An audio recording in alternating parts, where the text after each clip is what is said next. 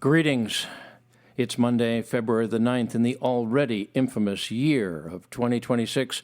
I'm Thomas Caldwell of the Aurelian Column, and this is the Monday Morning Report. Are you having fun yet, everybody? Have you kind of figured it out? A lot of us did many years ago, but I think the Epstein files are blowing the doors open on the reality that is the pathocracy that we live under. In other words, a government run by pathological madmen and women.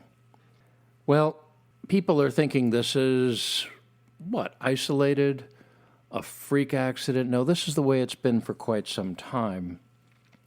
We have people running our affairs who are pretty sick. Now, the Epstein files have been released. There's, I think, another 3 million pages that they're coming out with.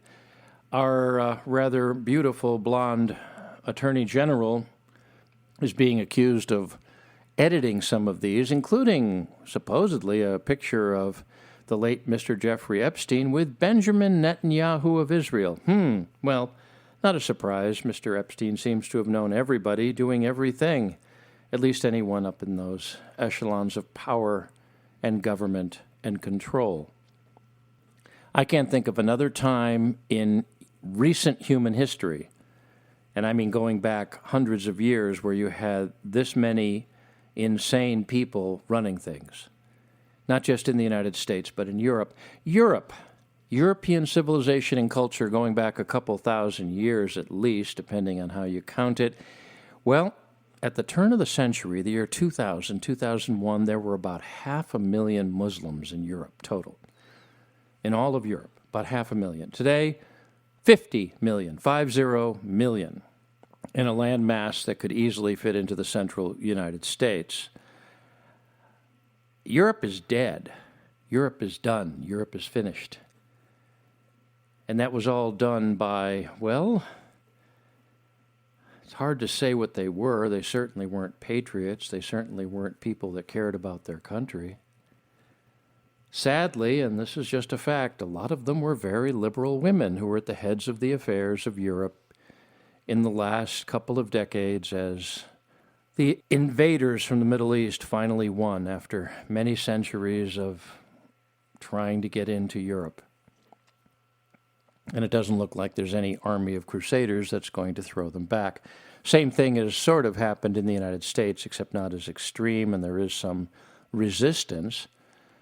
Although why people are trying to prevent illegal invaders from being removed from this country is beyond me. We do not have a fight in this nation between left and right, or Democratic, Republican, or conservative or liberal. It's between sanity and insanity. And I've been saying this for some time now, actually, a couple of years. And there's no way things can continue like this. Something is going to break. We're not going to vote our ways out of this. The way that elections have gone in the last couple of years and all the other fraud that we've seen, that's certainly not going to help. And even if it does, the people who lose are never going to go with the will of the masses. They want to control the masses. The Epstein files, I recommend facing this horror dead on. There's stuff there that is so revolting, I'm not even going to talk about it here. I'll let you people find that out for yourself. But I will say this, we are done. Just like the first American Civil War, hopefully we won't see anything like that, but it's looking like there will be some sort of conflict in this country that will involve bloodshed, tragic as that will be. But when the U.S. went into its first Civil War, it did not come out the other end anything resembling what it was at the beginning. And the same thing is going to happen here. How it's going to go, nobody knows, and anybody who says they're sure, well, it never goes the way you plan it, which is why you never start a fight. Really, there's not a lot to report. The insanity continues. The protests continue. Lauding people who are nuts and end up getting killed by federal law enforcement continues. We had the Super Bowl over the weekend. I gave up on professional sports many decades ago. I have no idea who played, who won, who lost, except it was one big distraction. No, there's very little that we can do at this point except face the reality and then do what you have to fix it. There's no easy formula for this. When a country has gone this far, there's very little in the way of easy options to fix it. Americans love to have oversimplified solutions to extremely complex problems, but the universe doesn't work that way. The one thing I will say is that we will be getting refugees from Europe of the native populations. These will be people of the Caucasian appearance, and their lands have been taken over and continue to be taken over.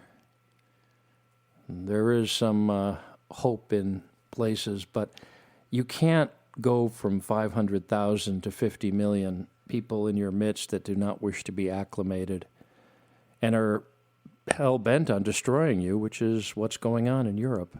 This is ugly. This is unpleasant.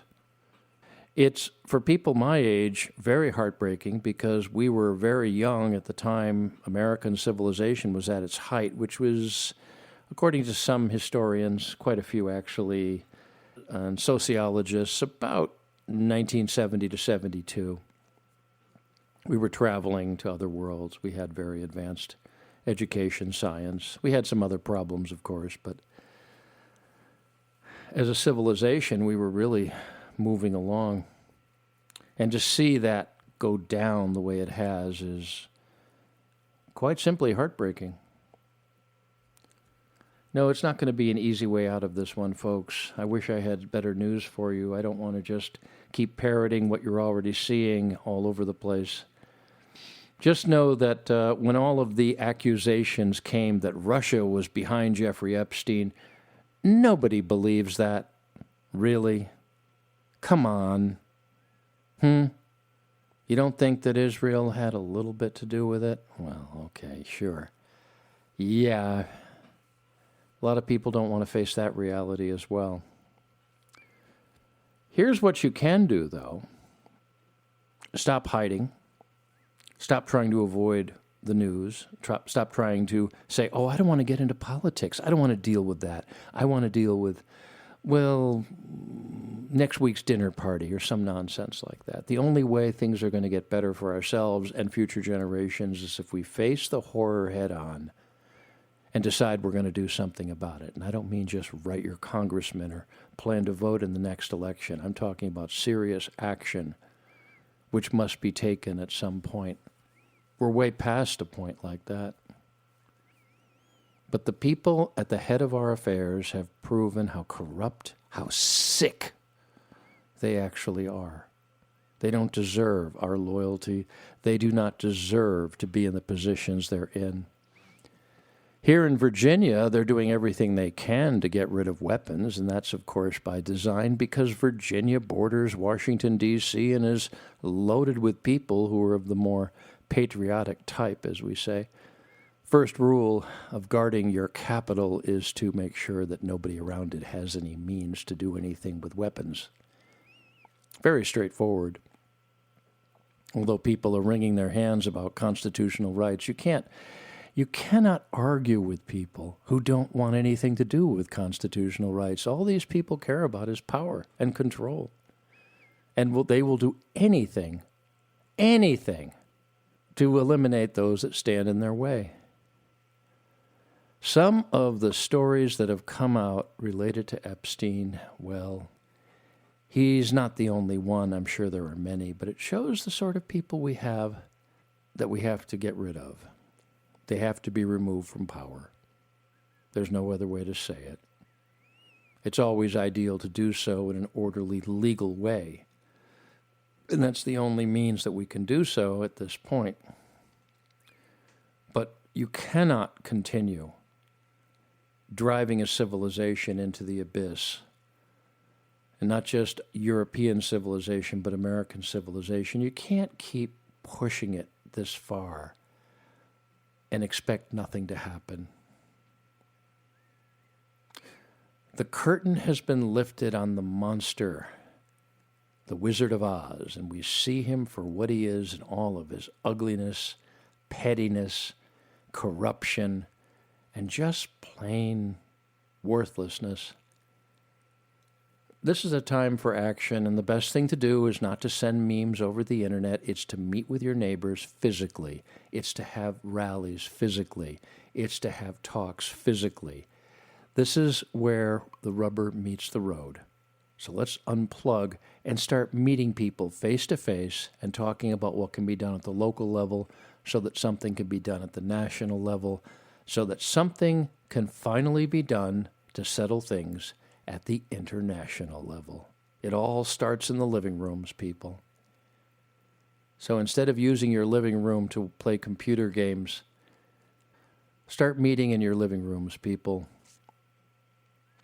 and start talking about ways we can take back control from these horrifying monsters that we have so recklessly and carelessly allowed to ruin the last best hope of Earth. That's it for today. If you appreciate my work, please like, subscribe, and share. Share with your friends and share with your enemies. And don't forget, they really are enemies. I can be reached at feedback@aureliancolumn.com. That's feedback@aureliancolumn.com. I'm up on X. My handle there is MICCAMPEN.